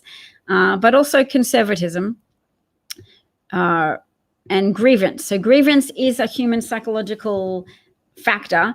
And Bernie voters may say they didn't vote for Trump, but Bernie voters voted in a protest form. Bernie voters voted, or aggrieved Bernie voters voted vindictively. So even if they didn't vote for Trump, if they voted for Johnson or Jill Stein, the number of votes that Jill Stein got in the 3 battleground states that gave Trump his Electoral College victory were much higher than the margin that Trump won by. Do you understand? Do you understand how destructive grievance Bernie voters have been to American democracy? Do you understand how destructive the festering grievance of Bernie voters has been to outcomes for children who have died in American custody? If you are safely outside the blast radius of Trump policies, perhaps you can easily overlook the destructive impact that Bernie grievance voters had on American democracy in 2016, but I will not overlook that.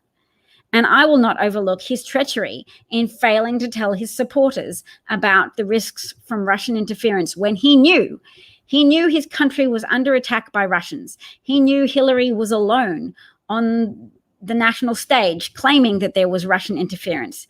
His staff had information about that, and they kept it to themselves. They betrayed their voters and they betrayed the American people. The Bernie Sanders campaign could have gone public. Bernie could have led that push and said, we need to let people know that there is this historic level of attack on American democracy from Russian-backed social media accounts. This is happening. Hillary's saying it and she's telling the truth. He could not bring himself to inform voters that Hillary was telling the truth about American attacks. So all of the Bernie voters now have to pretend that the Russian attacks were of no significance, because otherwise maybe Bernie would have told us.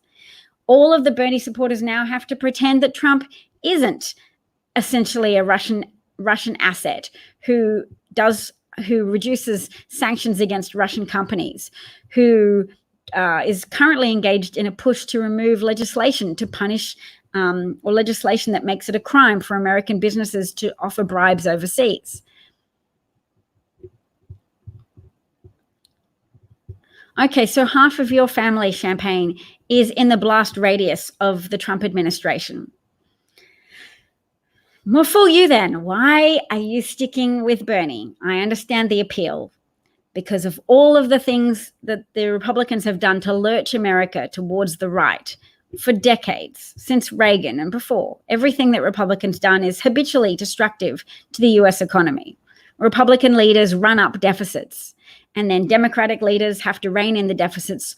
All the while, Republicans get to trade off the misguided public perception that Republicans are good economic managers. I don't need those earphones. So look at these trolls saying, what exactly did Russia do? Go read about it. Go read the Mueller report, which outlined how Bernie Sanders benefited from Russian advocacy. Russians fed the grievance culture amongst Bernie voters as part of their voter suppression efforts. They tried to encourage African American voters to stay home, and they tried to encourage white, university-educated male voters to stay home, knowing they were psychographically targeted through Facebook and whipped up through propaganda, emphasizing points about Hillary Clinton and her alleged flaws to Bernie voters so they could say, yes, there's so much wrong with Hillary Clinton. I've heard it so many times now, it's effectively common sense to me. Because when you hear something over and over again from a source that you don't actively dispute, it becomes entrenched in your brain as common sense and logic that is indisputable. And that's what's happened with Bernie supporters, which makes them so difficult to convince because they have been brainwashed by micro-targeted psychographic ads on social media, but also by the techniques of a populist leader who has a honed technique for whipping up popular sentiment, which builds a cult following, not a broad base, but a very popular cult following. Exactly, that's the two prongs. Russian intelligence participated in both cybercrimes, illegal hacking of Democratic National Convention emails, and a huge disinformation campaign, paying people to hold rallies in the US. They paid people to hold Black Lives Matter rallies, knowing that that would scare racist white Americans or passively racist white Americans. Thank you, Doc. I'm glad you think I'm a fountain of information.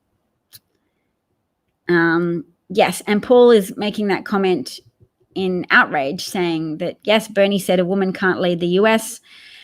I at least have some compassion for Bernie with that remark, because it is possible that there are too many sexist people in battleground US states for a woman to win the Electoral College. But a woman could very competently lead the US. And I think baby steps would be a woman vice president like Kamala Harris, who could then take over for Joe Biden in the event of failing health. I think where we need to strengthen Joe Biden now is to help him sell something more approximating universal health care for Americans. For Joe Biden to sell the financial efficiency of having a workforce that doesn't lose people all the time to medical bankruptcy and to death from untreated or undertreated medical conditions. Yes, I think a woman would be a great leader of the United States, and I hope Kamala Harris will be able to trade off the advantage of being having served as a vice president. And I hope Biden can trade off that as well. And I only support Biden because I look to the preferences of the people who suffer least from ideological cultishness in the US. People who look broadly at US voters, what they're historically capable of, and what recent history has shown America that they're capable of. And white Americans are capable of some dastardly things. And they're capable of throwing caution to the winds and voting in a fake businessman to lead them. A fake, incompetent, narcissistic, unstable, aggressive, corrupt businessman to be their leader because he's white and makes mouth noises that suggests he will seek to preserve white dominance in the US. So white demographic dominance. That's a good phrase to use, because we don't even need to say everybody's a white supremacist, because some people might go, oh no, my Trump-loving cousin is not a white supremacist. Perhaps your well-off cousin is a white demographic dominationist, is in favor of maintaining or is in favor of action to maintain white demographic dominance because they're afraid of welfare, and they believe welfare isn't paid to white people. They believe welfare is paid to black people. A lot of Trump support comes from wealthy white people without a college degree.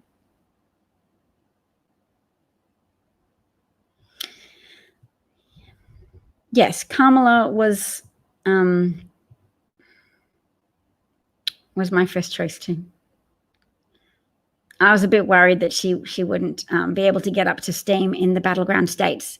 And it's going to be a close race, guys. Trump is universally despised, but there's enough white demographic dominance fans in areas where there's a white majority population that it's really critical to run a white person who isn't actively racist, to ease America back off the teat of white demographic dominance, because you're fascists and you're governed by fascists, and you're 30 to 40% of your population is crazy from listening to and going along with the escalatingly fascist rhetoric of a crazy person who is also a white supremacist. Yes, Biden's not on the radar in Iowa, which is sad. Biden does better with the black community. Black voters will look at the results of Iowa, but I think hopefully they won't look too hard at it, because Bernie's cult is well organized, and I'm going to call them a cult, which perhaps I shouldn't do, because it's always that internal debate. Do we run the risk of annoying Bernie Sanders supporters when the grievance culture is strong with them already, and you might cement them in their own eyes? They might be able to use that against you and say, if you criticize us, that just makes us more determined to vote ride or die with Bernie. And at the same time, if you're quiet and you don't call them out, and you let them do what Bernie Sanders supporters did to Hillary Clinton supporters in 2016. They drove Clinton supporters off the internet because they called Clinton corrupt. They called Clinton supporters vagina voters. They used that in the same way that Champagne, well, not you're doing, who is it? The other quote person that says they're calling Biden corrupt. Ukraine is not in Biden's cellar. Ukraine is a feather in Biden's cap. He achieved something politically for America and for the West by helping push Ukraine to oust a corrupt prosecutor. So no, Ukraine is an accomplishment of Joe Biden's on behalf of America, on behalf of American advocacy and geopolitical standing. So should we mute the Bernie person who's slandering Biden, because that could very well be a Russian plant. Who knows how many Russian plants there are amongst Bernie supporters right now going around saying, I like Bernie and Biden is corrupt, in the same way that Russian supporters went, I like Bernie and Hillary is corrupt, even after Bernie had lost the primary. So they could keep saying it and keep saying, Bernie lost, how dare he? You must punish them by not voting. Yes, so Champagne, you would begrudgingly vote for Biden. If you can see where you are on an emotional continuum, can you imagine that there are Bernie supporters who aren't as tolerant as you and who wouldn't manage to bring themselves to begrudgingly vote for Biden? Can you imagine that there are Russians even now modeling behavior on the internet for Bernie Sanders supporters to copy? They're saying, I'll only vote for Bernie and I would never vote for Biden, in the same way that Russians modeled that behavior for Bernie supporters to not vote for Hillary Clinton. That's called mirror neurons. You model a behavior and people copy it.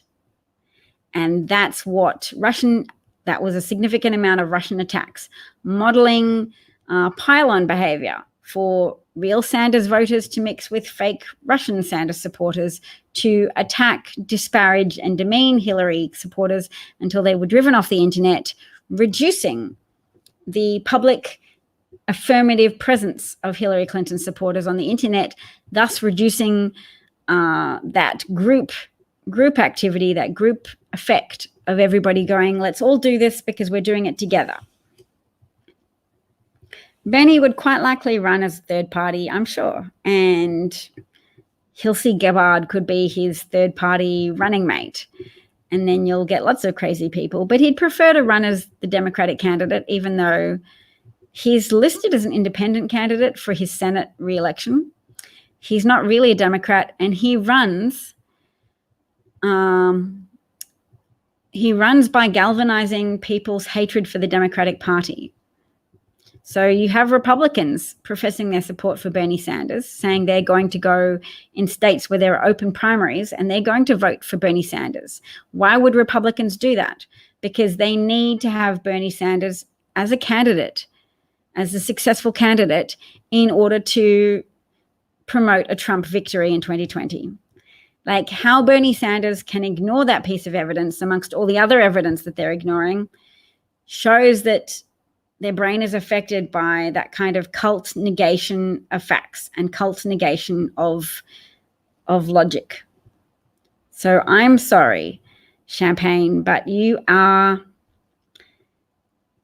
very misguided to still be attaching your hopes to a candidate who makes the right noises for your brain, but you are overlooking everything that I've said about Bernie's failure to inform voters of Russian attacks in 2016, Bernie's failure to galvanize his supporters to defend America and to defend American interests in 2016.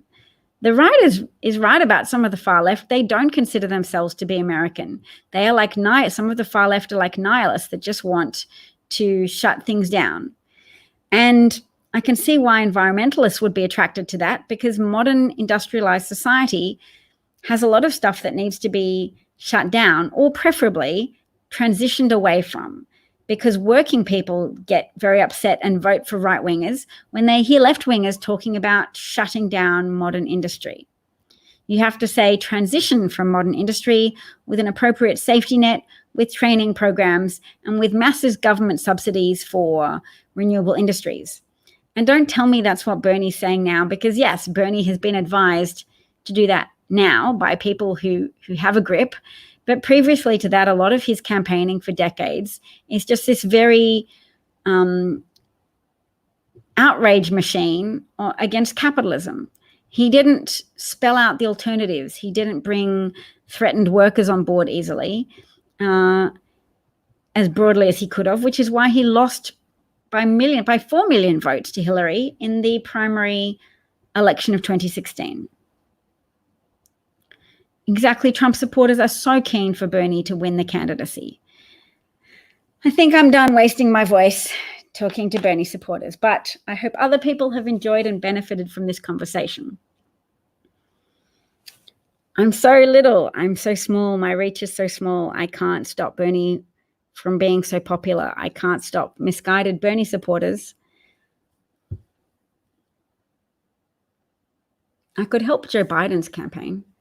Maybe instead of arguing with people who are closed to logic, I could spend more time trying to advocate for Biden's campaign to help them sell universal health care to people, or sell a pathway to universal health care to people in a way that would bring more undecided people on board. Thanks, Brian. I'm glad you enjoy it. Thanks, Janice. If you guys want to help me become more professional or better at this, help me build a wider audience and become more potent or more powerful, my direct message is open to suggestions on what you would like to see. And if you ever know anybody who's happy to have their face on screen to be interviewed, I'm happy to talk to people. I might shut down Bernie supporters a bit, but I'm still happy to talk to them and try and take it in turn. If I think they're directly parroting Russian propaganda, then I'd probably cut them off. I've been talking for too long. I can tell my voice. Thanks, Craig. Thanks, Paul. Thanks, Doc. Thanks, Janice. Thanks, Brian. I really want democracy to defeat fascism. I really want decency to defeat fascism. And I know it's hard to break the spell of fascist enthusiasm. And I know a lot of us have been working so hard to do that. Laughing at fascists, trying to counteract fascist propaganda with facts. We're trying to make our efforts more efficient, and we're trying to advocate for whistleblowers in government, because it's been hard for government officials to stand up against the fascist takeover of American systems of checks and balances. Oh yes, Matt Rogers has a Twitter account, at Politidope. Now, is it going to share that comment? There we go. That's Matt's account. I should have put it as a banner. Rats, I can do that.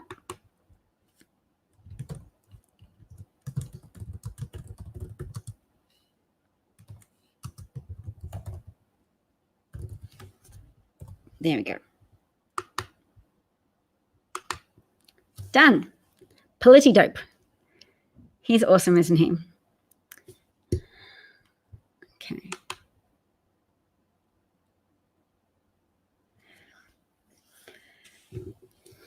Okay, Champagne, you are at least you are a long-time audience member, which I'm grateful for. I wonder what you would say to me if you could talk live. I'm not here for promoting the spread of anti-Hillary propaganda, because that stuff isn't based in fact. It's kind of distorted Russian talking points that I don't like. Well, Zinte, you work on your mumbling, because I would love to talk to you live. I have to work on it too. I have to work on my clarity. I talk too quickly sometimes. We've all got things to work on. So, oh, there's Alexander. Hello. The fight is just starting. We've been fighting for so long, and we'll continue the fight. And we have to sound excited and energized about it, don't we? All right. Cheers, everybody, for listening today, and hope to talk to you again soon. Bye.